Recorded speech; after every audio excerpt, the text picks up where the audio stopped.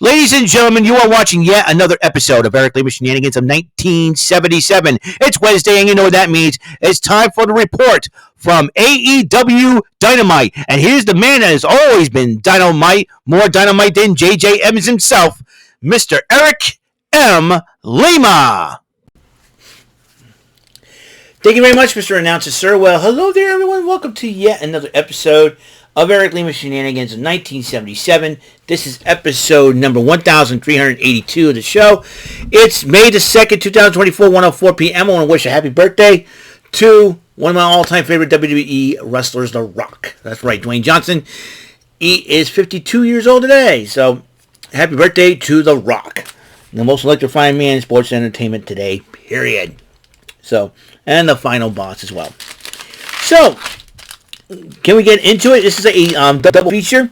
It will be happened last night on AEW Dynamite and AEW Rampage. That's right. Because of the fact that because of the NBA playoffs, Rampage was aired last night, and so there will be no collision this Saturday. So, but the good news is there is going to be wrestling on Saturday because we got the WWE Backlash. That will be coming out, I think, tonight on the Rant and Rave podcast. We'll make our picks and predictions on episode 238 of the show. So I'm going to get going with this because I got 2 hours left, less than 2 hours to go until the Dugout Crew podcast. So let's get right into it, shall we? Tony Khan was addressing via the Jacksonville office and to see how he goes. That's how he's feeling after what happened last week, and he says he's not medically cleared to travel. But the Young Bucks, being the degenerates that they are, that's right, the Young Bucks, they're dude wipe, dingle nut, dingleberry, doofus, dodo, degenerate brothers that they are. They decided to cut out the fees. We're taking over. We got ironclad contracts. We can't get fired. Yeah, degenerates. That's what they are. We're to do whatever we want. Yeah, and there's another degenerate they like to suck up to. Another dude wipe, dingle nut, dingleberry, doofus, dodo, degenerate dude, and that would be Dave Meltzer. Yeah. Heckle, when you add Okada and now Jack Perry to this team, is Mo, Larry, Curly, and Shem, them dingle nuts, decided, well, we're going to take over and we're going to do whatever we want. Swerve Strickland, the new AEW AEW World Champion, comes out and addresses who will be his next challenger for the championship alongside Prince Nana. Well, the Young Bucks decided, because he called out the Young Bucks for what they did last week. It's a excuse my language, bitch move. But he said, well, he's disrespected us and everything else. Well, he's the next challenger. Well, the next challenger is none other than Christian Cage. It seems like he's moving on from the TNT title to the world title and decided to challenge. And the attack began. They all attacked. They attacked him and Prince Nana. Nick Wayne hits the cutter on Prince Nana while Killswitch was doing a number on Swerve Strickland and yanked a hair out of Swerve's head. Now, the TNT title was on the line. Adam Copeland defending it against a member of the House of Black. Don't know who. But the lights went out. Malachi Black said a few things, confusing the heck out of Copeland. Buddy Matthews was the challenger.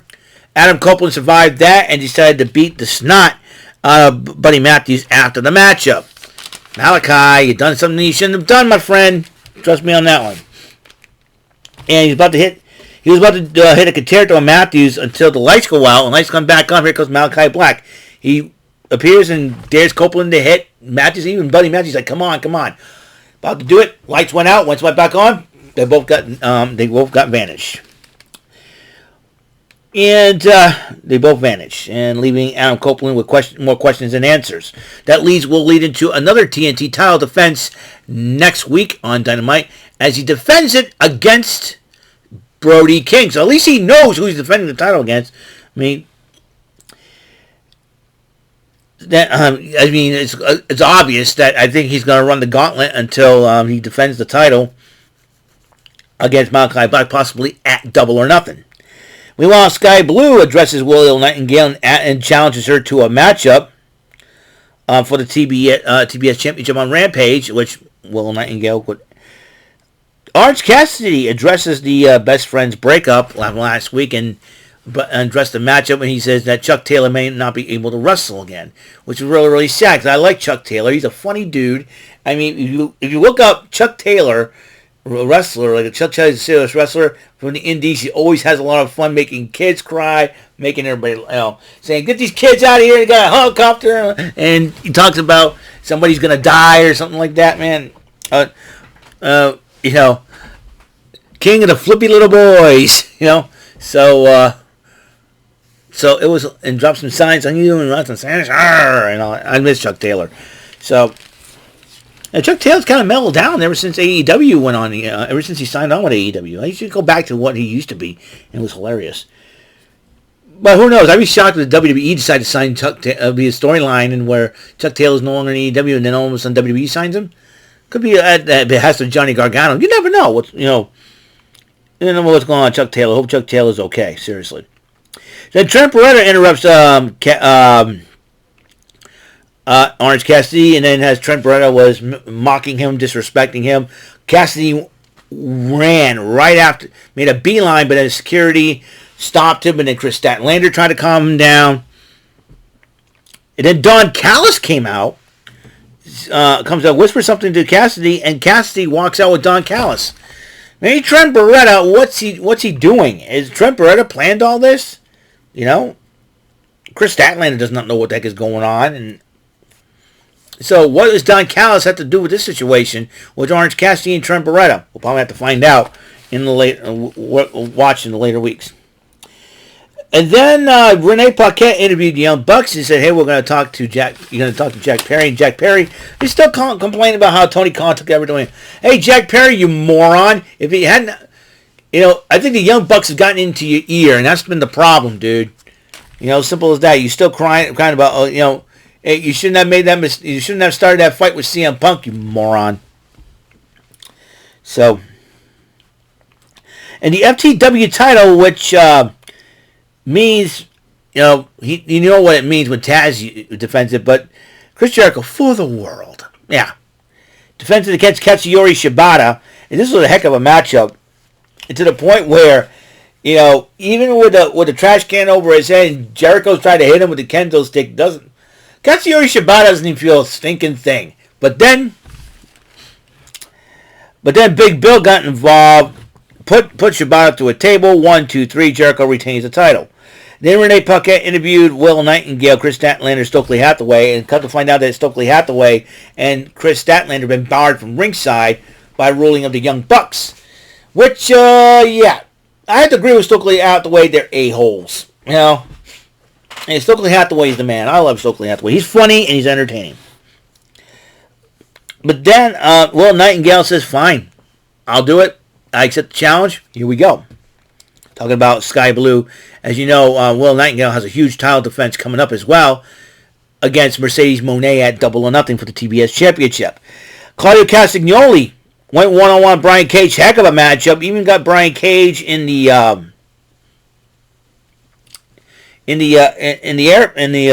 giant swing. Castagnoli did end up winning the match. Renee Paquette interviewed Rocky Romero. He says, I can't focus on that right now, and it hurts him to say that. It hurts him to see what happened to his friends. He says, well, I have to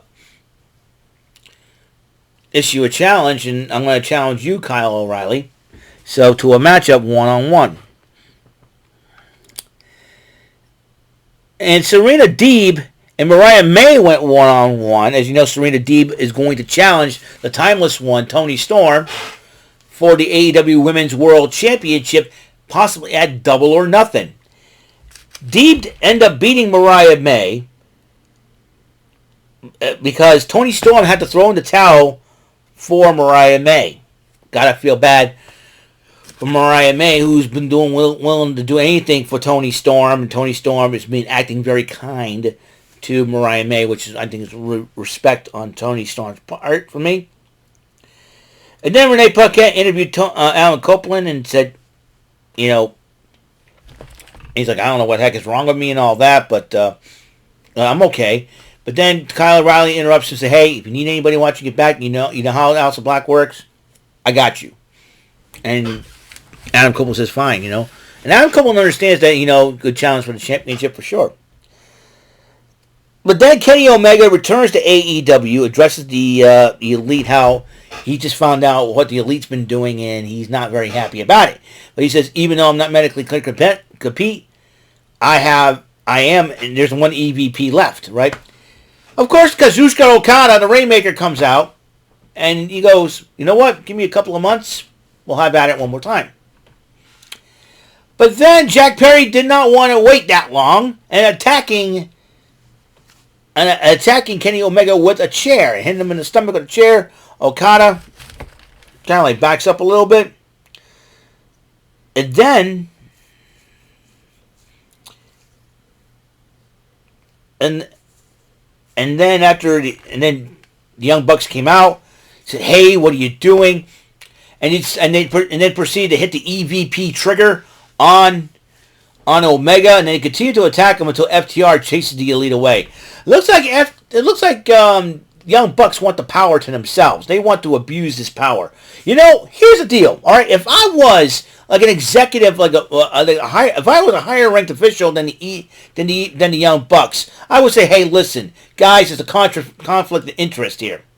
You guys are the AEW World Tag Team Champions. You guys are also the EVPs. I would give them a decision. I would say this. Hey, listen. You dude, wife, dingleberry, dingle nut, dodo doofus, degenerate brothers. Here's the deal. If you want to remain EVPs, you have to give up the tag team titles. But if you refuse to give up the tag team titles, I'm going to strip you of your EVP powers. Now, I can't fire you because you got an ironclad contract, but I can remove you from position as EVPs, hand it over to someone else. If you refuse to give up the belts, that's what I'll do. But if you decided to keep the EVP positions, give me the belts. The belts or the EVP position, your choice. And if you don't want to make a choice, I'll make one for you. I would have said, hey, listen, you're going to put both of the belts and the positions EVPs on the line against FTR in any kind of match FTR wants. And then you talk about double or nothing? I say this, it's double or nothing. That's what I would do. If I was like a higher ranked official in AEW, that's what I would do. Instead of dude white dingle nut Dave Meltzer, you know what it is? Poor AEW. I feel bad for the talent in AEW right now. Because the fact of the matter is this. The Young Bucks, all they create AEW to do is to satisfy that dude wipe, dingleberry, dingle nut, doofus, dodo, degenerate, douchebag, Dave freaking Meltzer. Okay?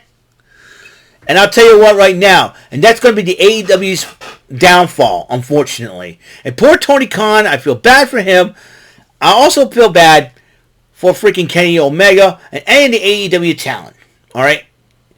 And I'll tell you one thing. The only way you can bail AEW out, get Endeavor and TKO to buy AEW. And I'll tell you what. Work with the WWE, you can make them get all the crowds that they wanted instead of the half crowds they've been getting. Listen, my heart goes out to the talent, man. I mean, Tony Storm says that her holding the title is what's holding up this company right now, and I have to agree with her. I am going to agree with Tony Storm on this one. And I'll tell you what, Tony Storm is one of the reasons. Tony Storm is one of the reasons why I watch AEW. Okay, one of the reasons why. It said those two dude white dingle nut dingleberry dodo doofus douchebag degenerates, the Young Bucks, are ruining AEW. And now they want the power themselves? I'll say this. Again. If I was a higher ranked official, like a member of the board of directors, said, here's the deal. I'll tell you what. If you refuse to give up the EVP position and the tag team titles, you're putting them both on the line against the FTR in a matchup. You lose the matchup, you lose the titles, you lose your position as EVPs. And I will hand over the EVP position to somebody who truly deserves it. And believe me, if Cody Rhodes was still in AEW, none of this would have happened. Instead, the Young Bucks want to... I'll tell you what. One of these days, it's going to but come back to bite them in the rear end. I had a dream that I put out the Young Bucks, Okada, and Jack Perry with ether, and then shaved their heads and their mustache. And when I wake them up, they would say, "Oh my God, we look like Kurt Angle." Oh my goodness! I hope somebody laces into the Young Bucks, man. I'm telling you. But after that, Rampage comes on. Omega gets taken out in a stretcher, and FTR decides to escort Kenny Omega to the ambulance. But then the Elite attacks them all again. Oh my gosh! Because to the Young Bucks, to the Four Stooges, Mo, Larry, Curly, and Shem, aka the Young Bucks, Okada, and Jack Perry care. And I just. I hate to say so. I'm kind of glad Luke Perry's dead because I want to know how he felt having seen his son act like a total jerk turkey on the planet there. Oh my goodness! I'm telling you one thing right now: the Young Bucks are going to get theirs, and once they do, they're like a game show contestant with 3 whammies. They're pressing their luck. 1 whammy, they're gone. That's for sure. That 4th whammy's going to come on down them like a sword of Damocles. Let me tell you. So, Jay White went one-on-one with Dante Martin. Jay White was 1/3 of the Unified Trios champions along with the Gun Brothers as the Bang Bang Gang, a.k.a. Bullet Club Gold. Jay White did pick up the victory and then went to go shake the hand. But then he decided to attack Dante after the matchup. The newest correspondent from AEW, Arcadia, looks very beautiful young lady. Why a little bit of Jackie Redmond. Decided to interview Deonna Purrazzo about her feud with Thunder Rosa. It seems like Deonna Purrazzo wants to be the AEW Women's Champion, but Thunder Rosa, she felt, is in her way. Roosh decided to come make a promo to come back to the ring, and give me a second here. Hold up. There. Sorry about that. Sorry, you almost see me picking my nose. I said, well, I'm going to pause and get that situated. So, sorry about that, folks. Roosh cut a promo on getting his return to the ring and determined to make his mark. He can go after any title in AEW. Which title he's going to go after, we will soon find out. And then Renee Paquette interviewed Big Bill. Now, why did Big Bill get, interfere in the matchup? He's been wanting to go on the learning tree. And then Chris Jericho interrupts Big Bill, saying, and was willing to take Big Bill under the learning tree. That's what, And Taz is a little ticked off that Jericho is the FTW champion, and Taz has known Jericho for 30 years. I think he's trying. I think Taz knows what's up. I think Taz is trying to. He knows Taz. Taz believes that Jericho is trying to have Hook eschew his father, which I don't think that's really cool. If somebody told me to turn against my family, I'm gonna say, you see this size 13 shoe? Yeah, it's going straight up your rear end. Don't talk about my family like that, you dude, white, dingleberry, dingle nuts, doofus, douchebag, degenerate.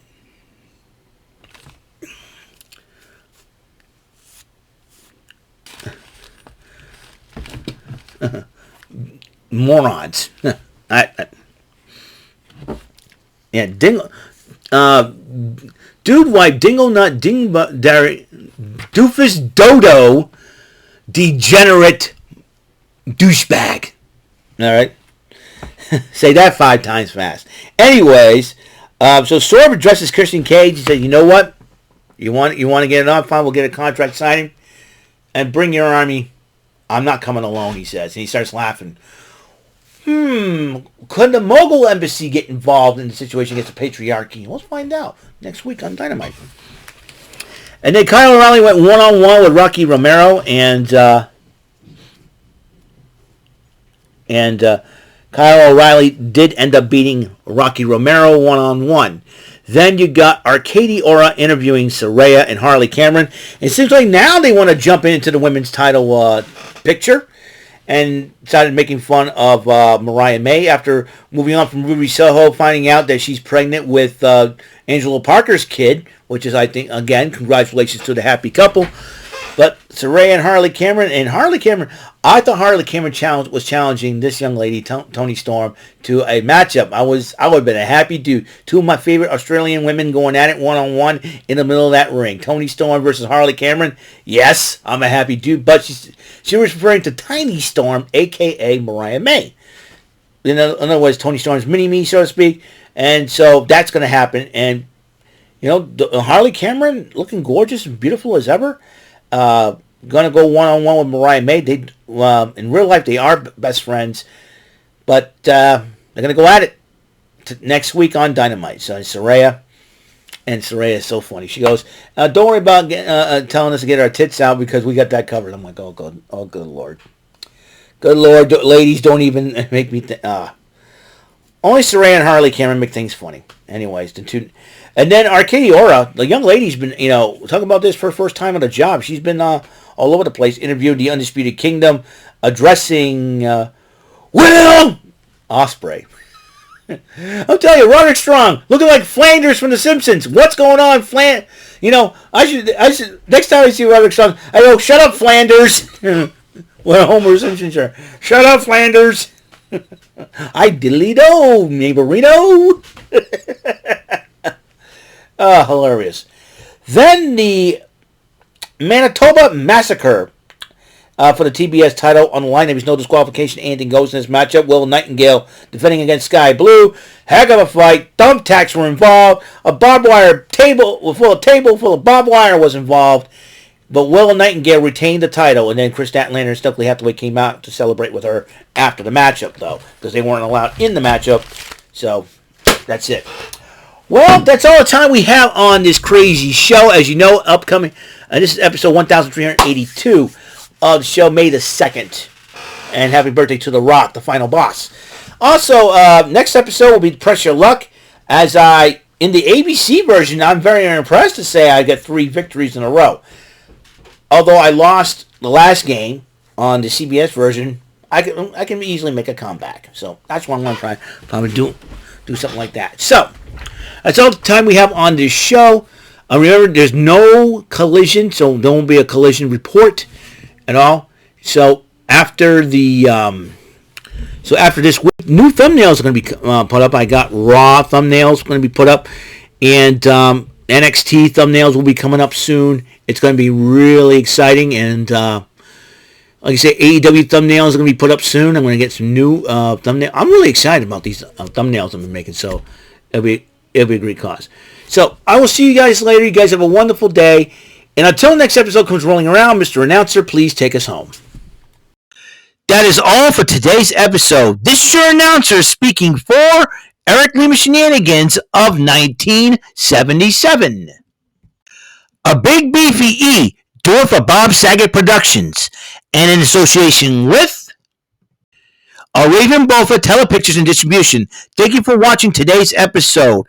Tune in next time for another episode of Eric Lima Shenanigans of 1977. Goodbye for now.